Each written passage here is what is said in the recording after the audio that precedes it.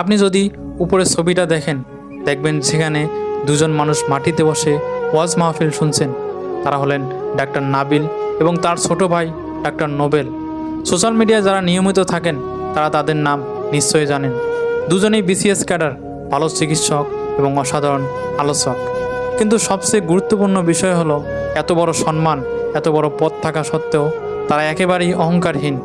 মাটিতে বসে সাধারণ মানুষের সাথে ওয়াজ শুনছেন, মানুষের কষ্ট বোঝার চেষ্টা করছেন।